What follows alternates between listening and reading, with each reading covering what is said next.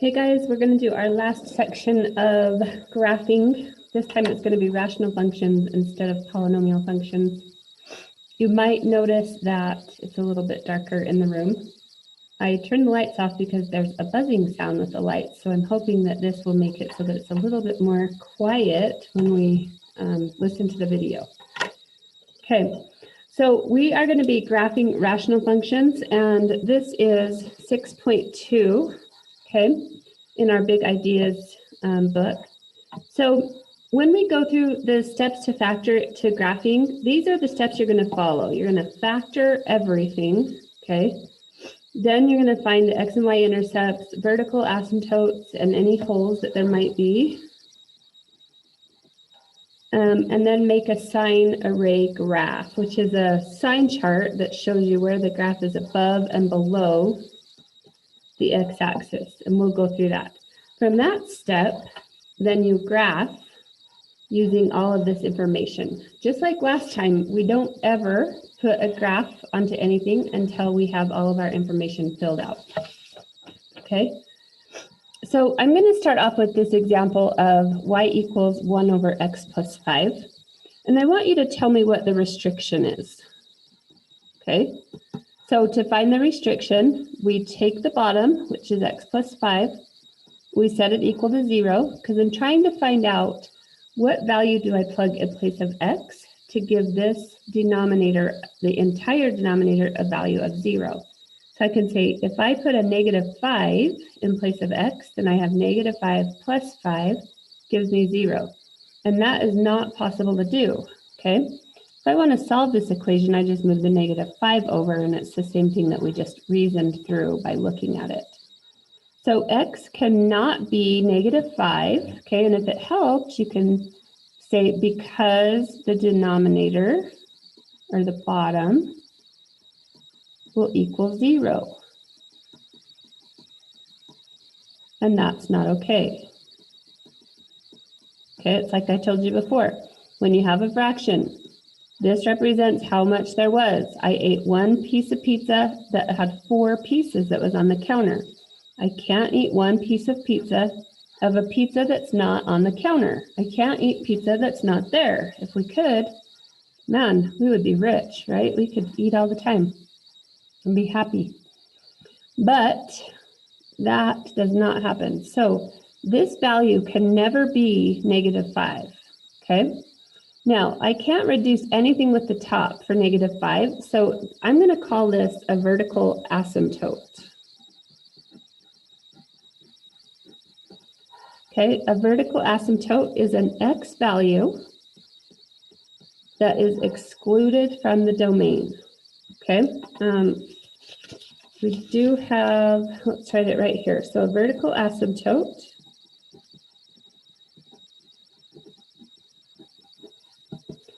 is x values, or value, that is excluded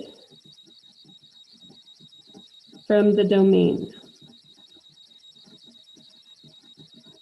Okay, so if I were going to write the domain of this graph,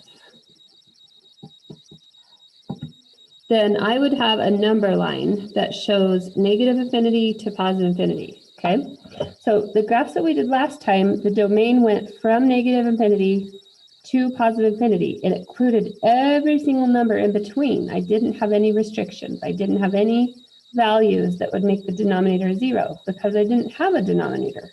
Okay, now that I have a denominator, I have to mark that spot on the number line that would make that denominator equal to 0. So I'm going to mark -5, and remember I said if it's a parenthesis, it's an open circle.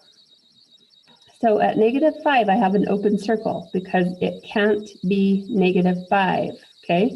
Open circle, you can't touch it. If you think about your asymptote, you try and get closer and closer and closer to it, but you never touch it, okay? We don't, it's no touchy. So whenever we talk about asymptotes, we're talking about no touchy. So when I do this domain, it's okay if it's a negative number all the way down to negative infinity. And it can even be -4.9999999 because that would still not be 0, okay? But once it's -5, it's gone. I can't do -5. So for my domain, I'm going to say it starts at -infinity and it covers every single number until -5. But it can't be -5. So I put a parenthesis to show that open circle. Then it starts again here at -5. And it goes all the way to positive infinity. Okay? So that's how we do the domain with our restrictions. Sometimes you have two of them. If I put another restriction on here, I'd have 3 separate parts of this answer. Okay? Horizontal asymptotes. These are the rules you need to know for horizontal asymptotes. And I'm actually going to give you a paper that tells you your rules for asymptotes, okay? So horizontal asymptotes.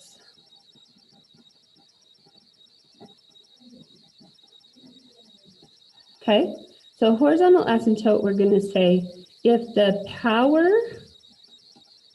of the numerator is less than the power of the denominator. So I have the power of the numerator is less than the power of the denominator. Then that's going to be numerator is less than denominator. Okay. And if the numerator is smaller than the denominator, let's do an example. So x squared plus 4 divided by x cubed minus 1. So the power of the numerator is 2.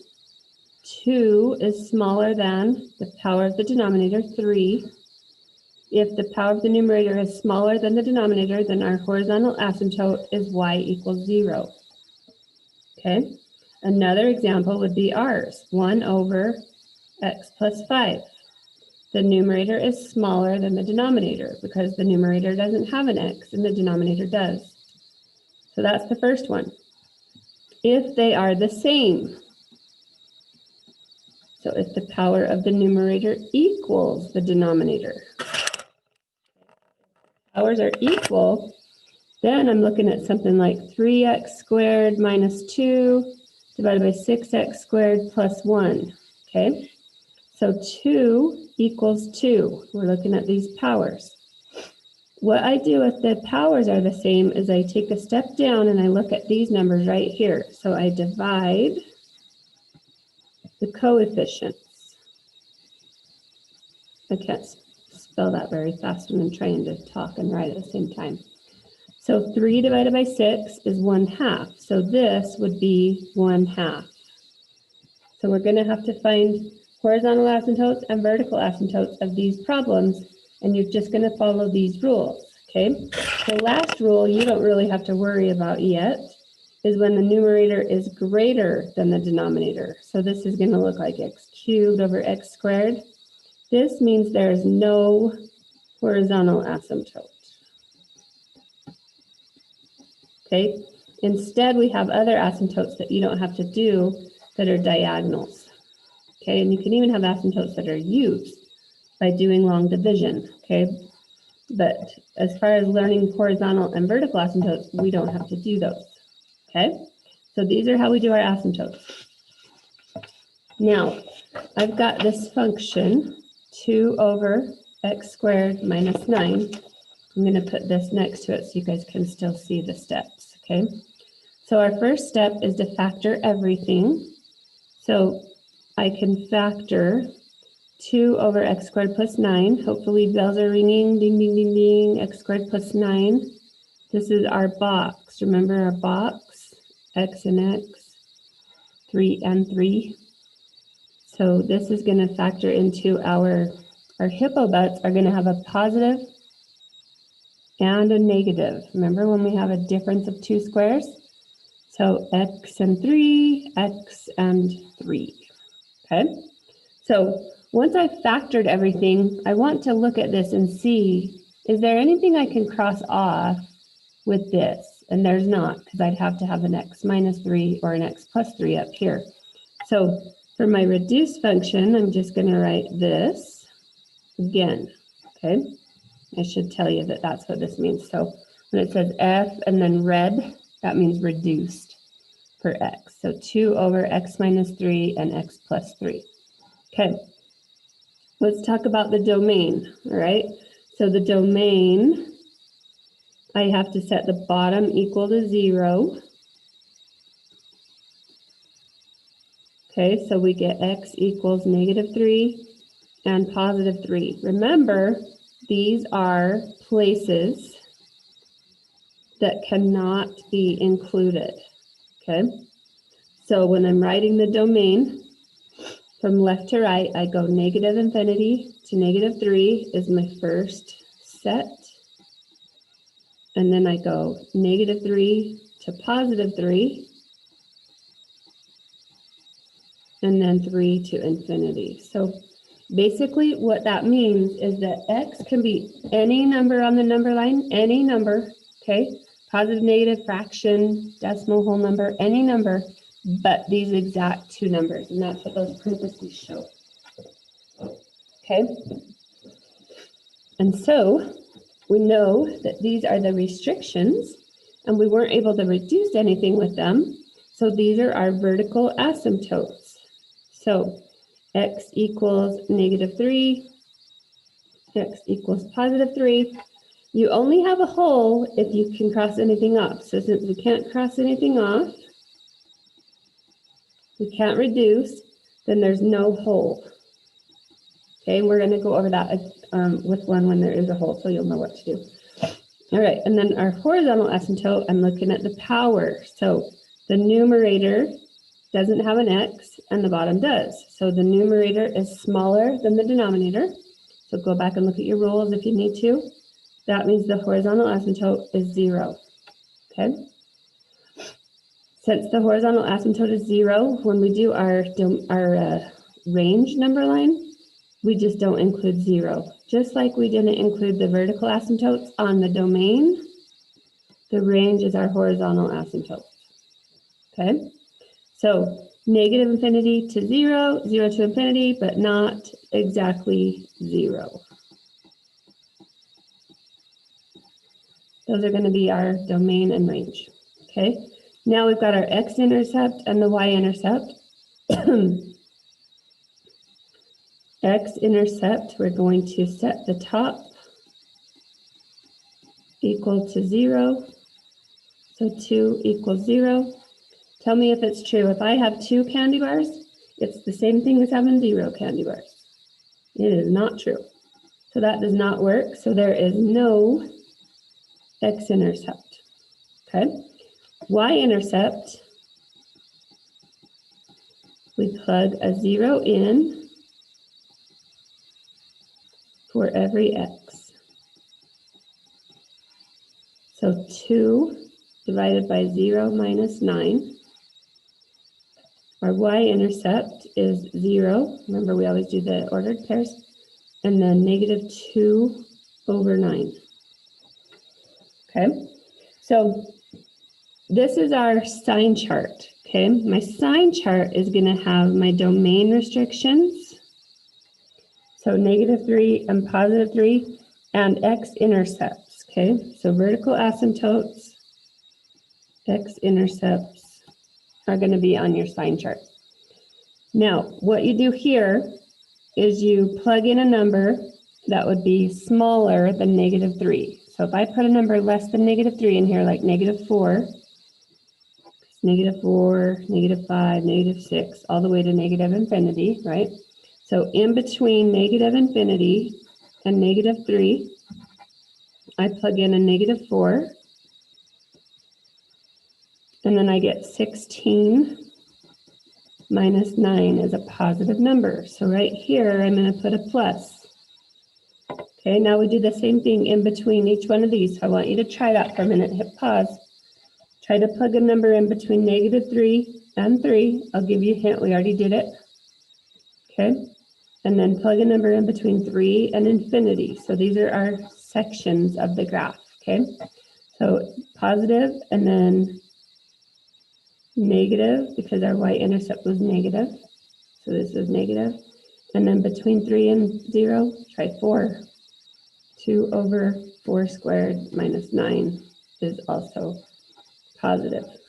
Okay, so what the positive means is the graph is above the x-axis. and negative means it's below the x-axis, and then above again. Okay, so we have all this information, and we're going to take it and we're going to plot it on a graph. So let's draw an asymptote here at -3. So this is the first thing you draw, is your asymptotes. Okay, so I have an asymptote at -3 and +3, and then we have our horizontal asymptote right here was at 0. So I'm going to have an asymptote here. That was sometimes hard to see because you have your line there. It crosses the graph at 0, -2/9, which is just a little below 0. All it matters is that it's negative. Okay, so just below 0 right here. Then I look at my sign chart. So from -infinity to -3.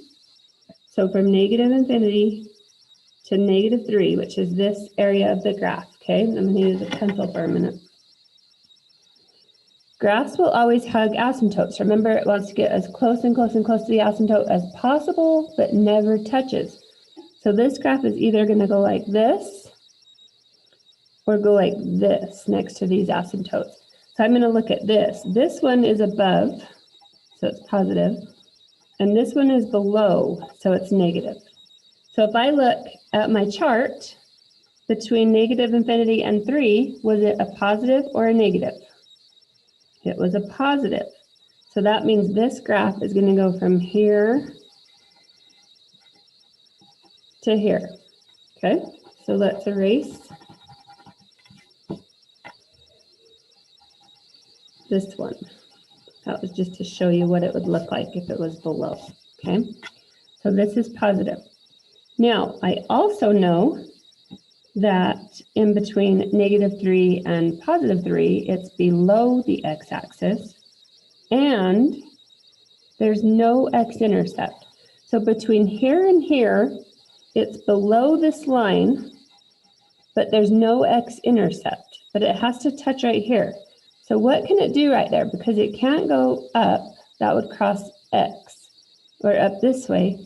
So the only thing it can do is go down and down. So it's going to just go down towards that asymptote. Okay, and then the last one is positive again, which is going to look just like this. Okay, so that would give us our graph. This one didn't have a hole, and we did some domain restrictions. So hopefully you got those.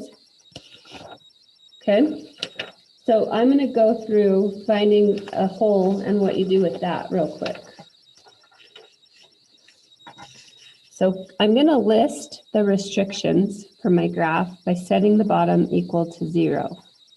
So x cannot be 3 because I set the bottom equal to 0. Okay, now I have to figure out if x equals 3, if that's an asymptote or a hole. Okay, and I actually don't want to put a line through that because I've said it's a restriction, so I know that there's a line through it. Okay, so now what I'm going to do is factor the top. So if I factor using Xmin, we have a -6 and a -1. -3 plus 2, that gives you your -1. Write your hippobutts. X minus 3, x plus 2, and then the bottom is x minus 3. Okay, so what I notice is that x minus 3 cancels out. So since this cancels out, I'm going to make it a hole at 3. Okay, since it was the only restriction, there's no vertical asymptote. Okay, when you cross it off, it creates a hole in the graph.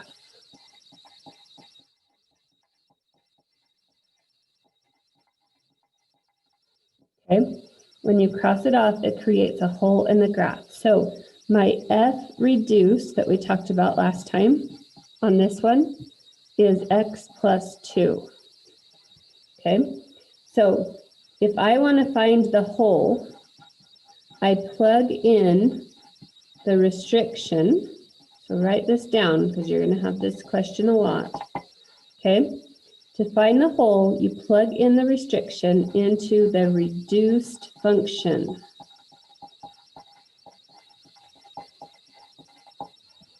Okay, so I've reduced this. I've got x plus 2 is my reduced function. I'm going to put a 3 there, and I get 5. So my whole was 3, and I've got 5. So the whole would be 3, 5. Okay, on a graph, I would go to 3, 5, and you would put an open circle. Okay, so if the graph went like this, it would have a hole right at that spot. When you put that in the calculator, you won't see a hole. That's why it's really important to know how to do this algebraically. Okay, if we do another example,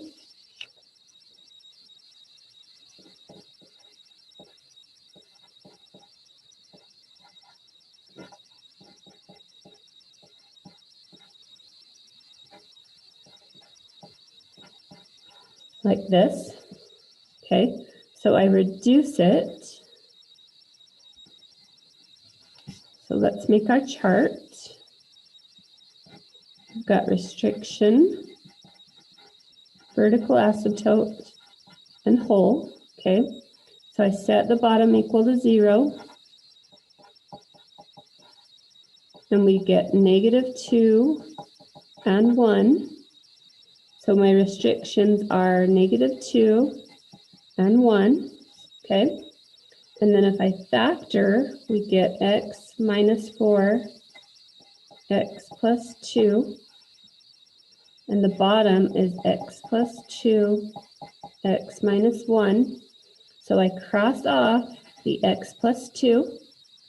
Because I crossed off the x plus 2, which is how I got my -2, this is going to become a whole. I have to find that y value, okay? And then I didn't cross off the 1, so this is going to be an asymptote. Okay, so my reduced function, x minus 4 over x minus 1, I'm going to plug in a -2. -2 minus 4, -2 minus 1.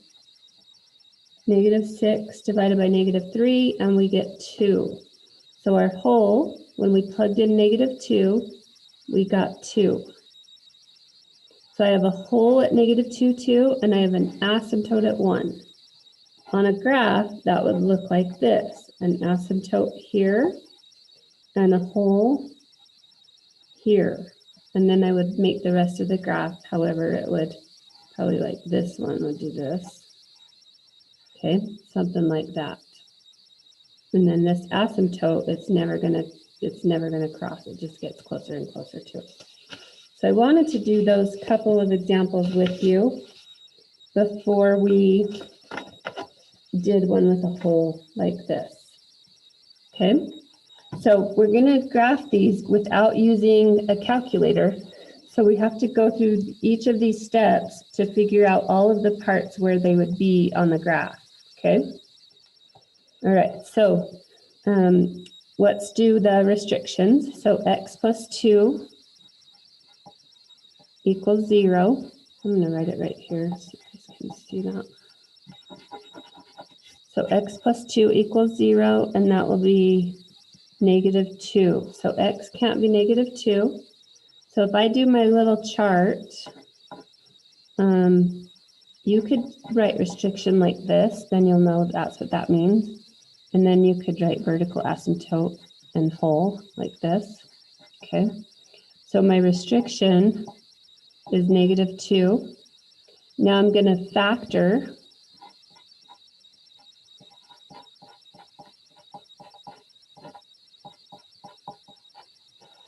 Okay, and I look at that and I get x minus 3, x plus 1, divided by x plus 2. Okay, so that is actually not going to work. This is supposed to be a minus 3, and then this is supposed to be a plus 1. Didn't transfer over very well, I'm sorry. Okay, so x minus 3 and then x plus 1. This had to be negative, otherwise I had a negative times a positive and got a negative, but that said positive, so that's how I knew it was a typo.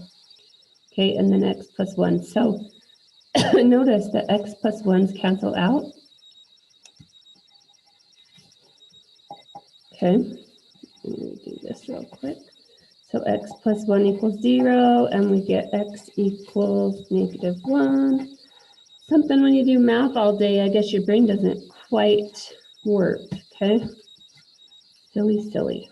All right, so x cannot be negative 1, and I crossed that off, so that comes a whole, all right?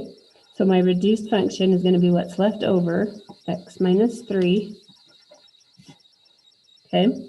And then there's no vertical asymptote because I only had one restriction and it was a whole. And then I'm going to take that negative 1 and put it in place of x and get negative 4 for the y value of the whole. Okay, so I know the whole right here is negative 1, negative 4. Vertical asymptote is none. Okay, horizontal asymptote. Power of the top is 2. Power of the bottom is 1. So 2 is greater than 1, means that there's no horizontal asymptote either. Okay, so no vertical, no horizontal. Okay, domain.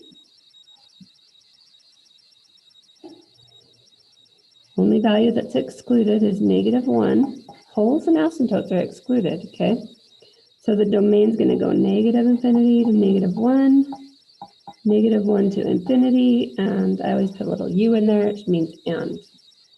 The range, now this one, because of the asymptotes, it doesn't have a range, but it does have some values that are excluded in the range. We have to go a step further on graphing with this one, so we're going to skip that for a minute. X-intercept, I would set the top equal to 0, and I would get x minus 3 equals 0. So x is 3. So my x-intercept is 3, and then when I plug a 3 in, we get 3 minus 3 is 0. For the y-intercept, we plug a 0 in for x, so we get 0 squared minus 2 times 0 minus 3, divided by 0 plus 1, and we get 0, negative 3. Okay? So we got an x-intercept and a y-intercept, the whole, and this, okay? Now, let's go back and talk about the range. So we didn't have a horizontal asymptote because it canceled out, right? So that means that the range is going to go from the bottom of the graph to the top of the graph because there's an x-intercept, all right? Last thing we have to do is put our whole or our asymptote on here. So negative 1, remember vertical asymptotes, not whole.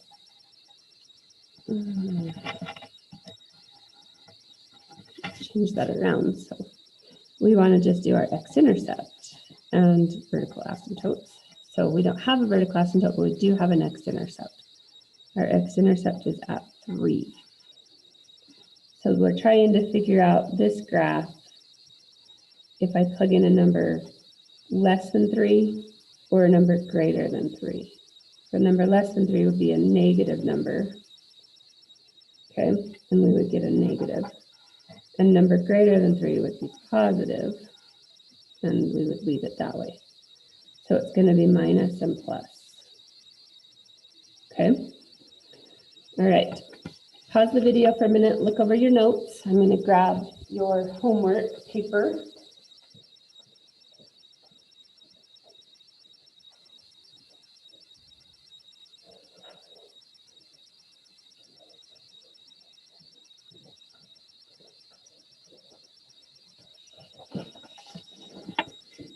All right, so here is this is day 1. It doesn't say day 1 on it. The other one says day 2, so that's how you know what day you're looking at. Let's see if I can zoom in here a little bit.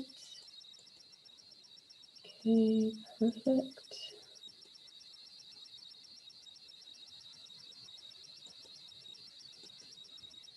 And focus.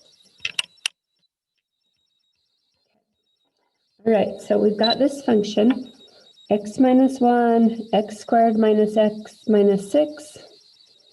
So we're going to factor.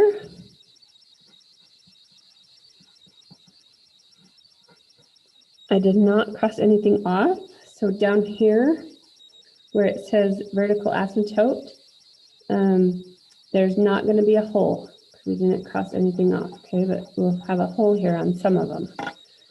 So now I'm going to say, okay, my restrictions. I'm going to try and write on this same paper that you would write on. Are 3 and 2. Okay, so when we do our domain, it's going to include everything but 2 and 3.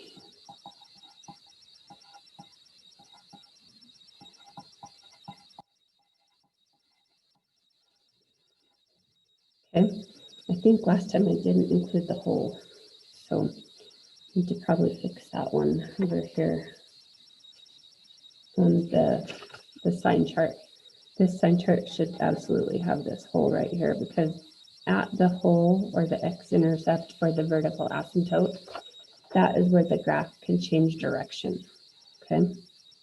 All right, so we've got this, well, we actually have this for the domain.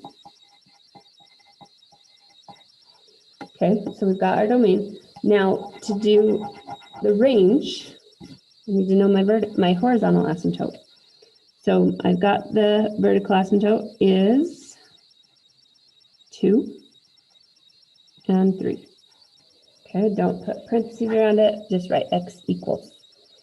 Horizontal asymptote, I'm looking at the numerator is x to the 1, the denominator is x to the 2, the numerator is less than the denominator, so the horizontal asymptote is 0. And I'll write this right here so you can refer back to that. The numerator is less than the denominator, so that makes it 0. Okay, now on this one, I have an asymptote at 0, so the range is going to go from negative infinity to 0 and 0 to infinity.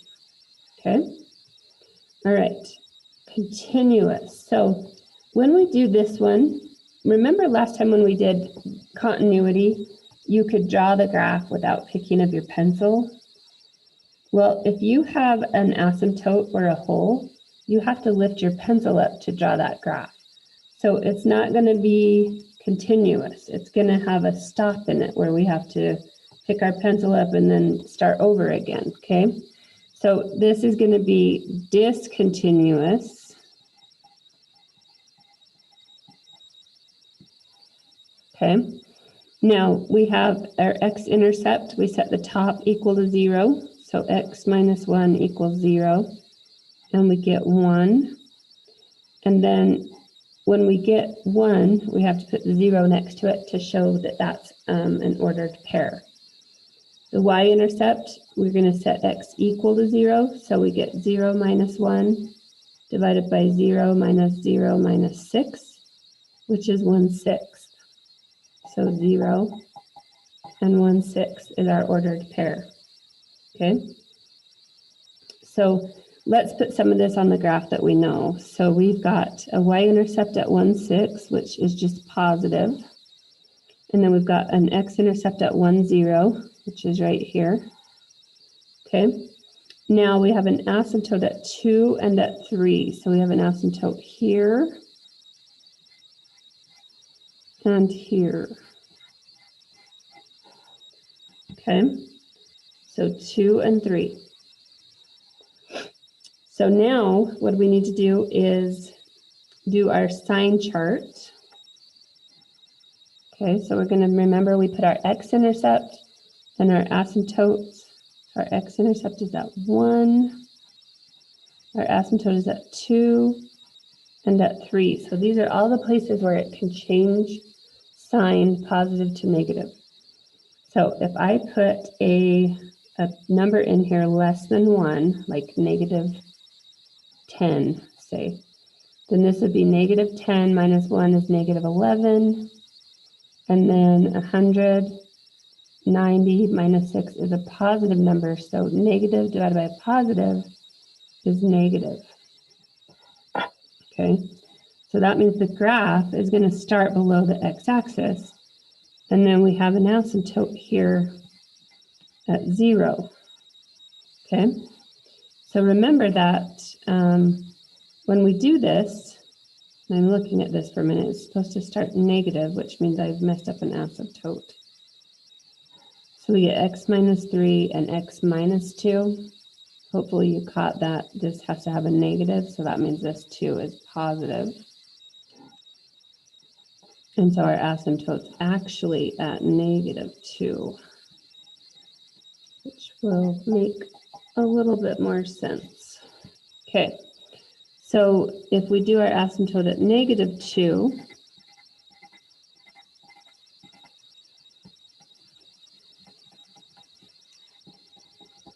then our x-intercept is at 1, okay? So that means from negative infinity to negative 2, I have to figure out if that's positive or negative. I already did it with negative 10, and that's negative. So the graph is going to be below the x-axis, and it's going to hug those asymptotes, okay? Now, between negative 2 and 1, I have to pick a number. Easiest number I can think of is 0. So if I plug a 0 in, we already did that, and you get a positive 1/6. So this is positive. So between negative 2 and 1, it's positive. That means from this asymptote, negative 2, until where it crosses the x-axis right here is positive, and it has to touch this asymptote or be really close to it. So it's going to start up here next to this asymptote. It's going to go through this x-intercept, and then it's going to go right here to this x-intercept, okay? Now I have to figure out that from 1 to 3, if it's positive, it's going to shoot back up this way. It's going to bounce, okay? But if it's negative, it's going to cross and come over. So let's look and see between 1 and 3. So let's pick a number like 2 and plug it into our function. So 2 minus 1 is a positive 1. And 2 squared is 4, minus 2 is 2, minus 6 is negative. So it's negative between 1 and 3, which means it is going to cross the x-axis and come down, okay?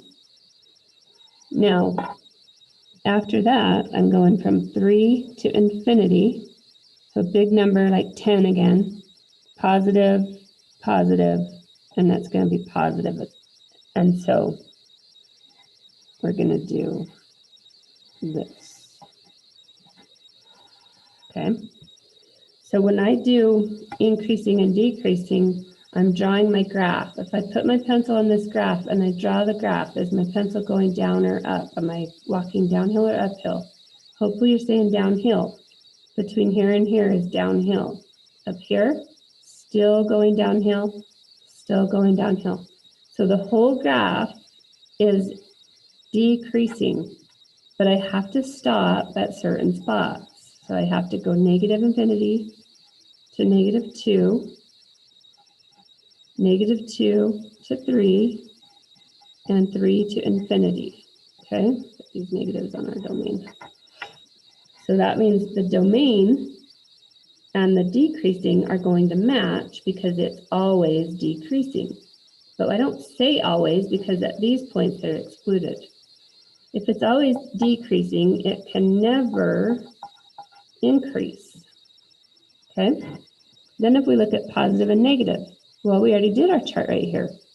So the plus signs went between -2 and 1 and 3 and infinity. The negatives went from -infinity to -2 and 1 to 3. Okay? Looking at this graph, it just kind of goes like this. That's not going to have a max or a min. If we pop it in the calculator and just peek at it for a minute, I'm going to zoom in right in the middle, right here, 0, 0, enter, just because I want to see if that comes back up. And it never does. It's always decreasing. So there's no max or min. Okay? As the y-intercept 0, 0, can we do symmetry? The y-intercept 0, 0, I look at my y-intercept, no, it was 1, 6. So that means it's not odd and it's definitely not even. So it doesn't have any symmetry. And then end behavior, this is going to be the limit as x approaches plus or minus infinity. Okay, now notice on this graph, as it approaches the ends of the graph, it doesn't go up or down. It goes to this number, which is our 0. Okay, so the end behavior is plus or minus infinity goes to 0. Okay, all right, that gives you an example. We'll go through more in class. I know this is new stuff. Takes a little bit to get to know it, and it really helps if I could write the right numbers. So sorry about that. My brain is a little bit tired right now, but we will definitely go through that in class. And if you have any questions, let me know. Thanks.